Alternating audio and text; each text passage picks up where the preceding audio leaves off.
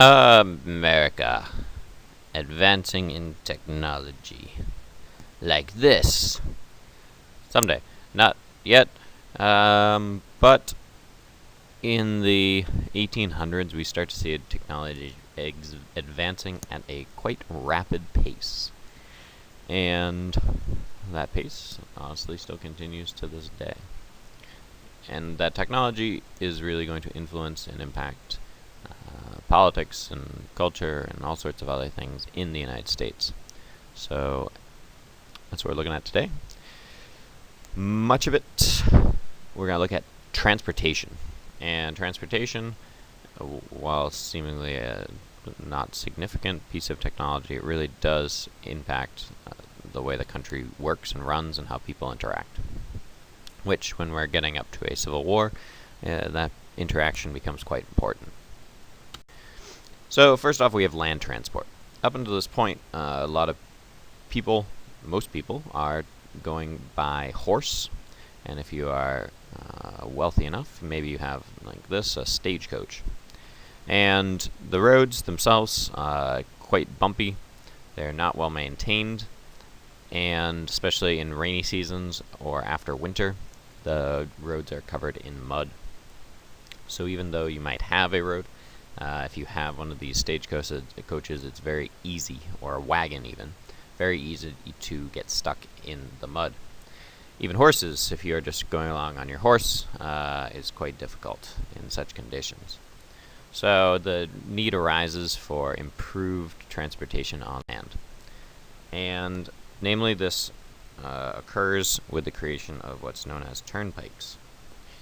And turnpikes are privately constructed roads. If you ever have driven out to western Massachusetts, you would get on the Mass Pike. The Mass Pike is an example, or it is literally the full name is Massachusetts Turnpike. If you look in this image, there's a pole, a pike, which is lifted up in the air. And once you pay a toll, you may pass. They turn the pike, and you are allowed to continue. So this is one in Kentucky, but there are a number, mostly that are growing in New England and the Mid-Atlantic, so the New Jersey, Delaware area.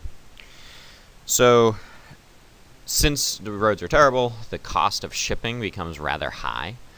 With the invention of these turnpikes, the cost of shipping gets to go down, and it gets to stimulate the flow of goods further, so people are more inclined to ship goods further distances because the cost goes down. You can pay certainly a fee to go on the turnpikes, but you don't have to worry about breaking your wagons or other problems that you might encounter.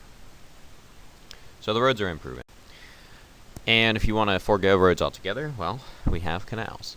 And canals are artificial waterways. They're artificial rivers, essentially.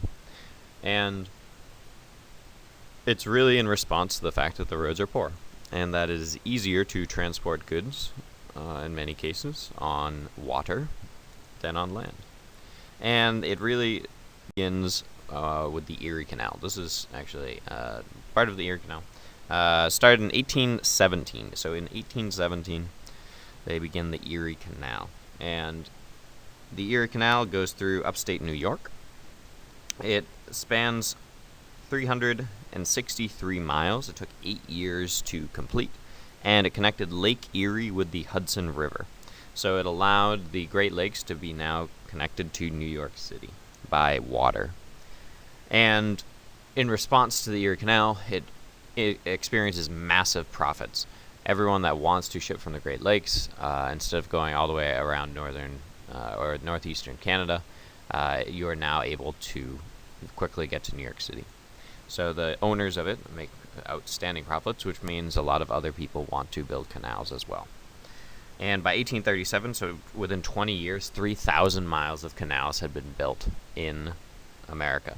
And if you look at this, canals are not easy to build. You need a large force of men, mostly, to dig. And that is all you're doing for thousands of miles, is digging a trench.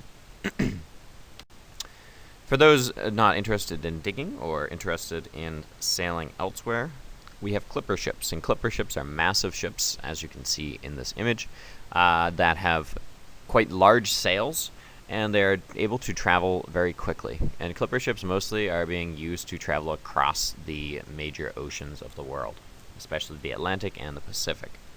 And clipper ships are able to open up trade, especially with Asia.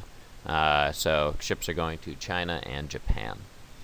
So these clipper ships are fast. They are very sleek, so they cut through the water easily, and they start transporting a lot of goods, especially exotic goods that Europeans and Americans have never seen before, all over the world. So it's really opening up worldwide trade, not just trade between different areas of countries.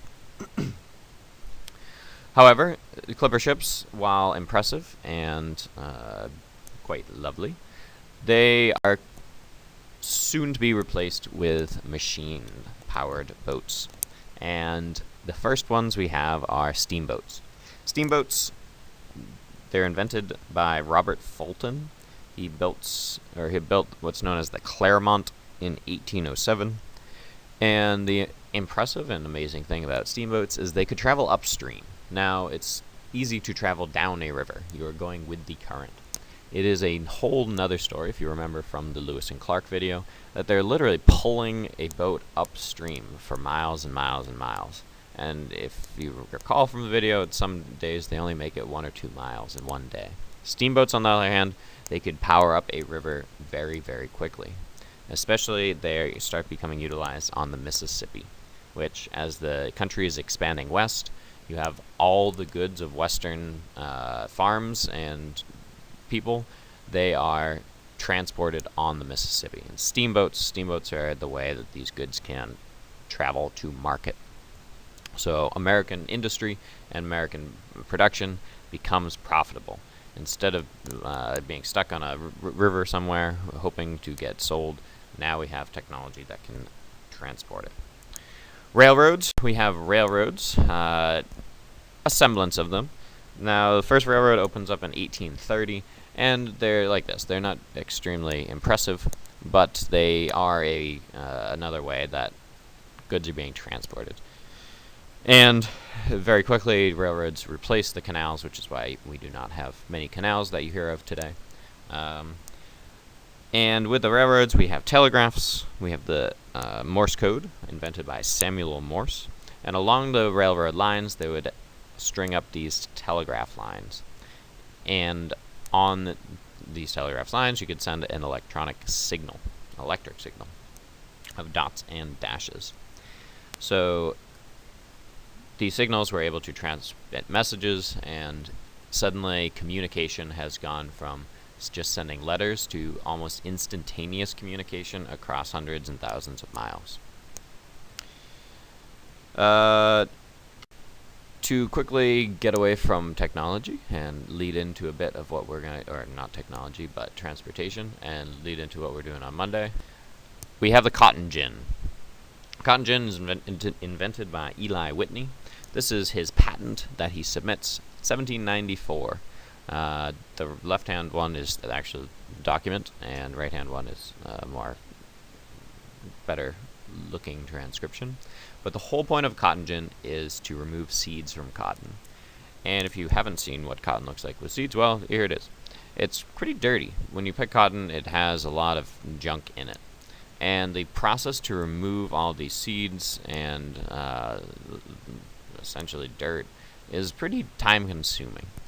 And it really prevents cotton plantations from being super profitable, because you can only produce so much cotton because it takes so much time to get these seeds out. And from the founding fathers of George Washington and Thomas Jefferson, they honestly thought that slavery was going to end because they didn't see that was going to be profitable in about 50 years. All of them essentially recognized that it couldn't keep going, that it was not sustainable. However, Eli Whitney's cotton gin, that changes the whole picture. Suddenly, these plantations, they can start removing seeds and producing massive quantities of cotton. And cotton is one of the more profitable items on the planet at this point. So these plantations that have been using all this manpower and woman power to remove seeds now can focus on just increasing their quantities of cotton produced, and production of cotton skyrockets. With the production of cotton skyrocketing, the need to produce goods out of that cotton increases as well, and where we have the invention of the mills. Before the mills, and we'll get into this more on Monday, cotton and clothing, namely, that you're making out of cotton, it's produced in houses. It's individual people that are weaving and making goods. The mill system, especially as we look at Lowell and later Lawrence, mill system allows for a massive production of textiles on an industrial scale. And that happens in these factories with massive machines and a large working force, mostly of women. So on Monday, we're looking at the mills, and Wednesday, you're going to be making your own.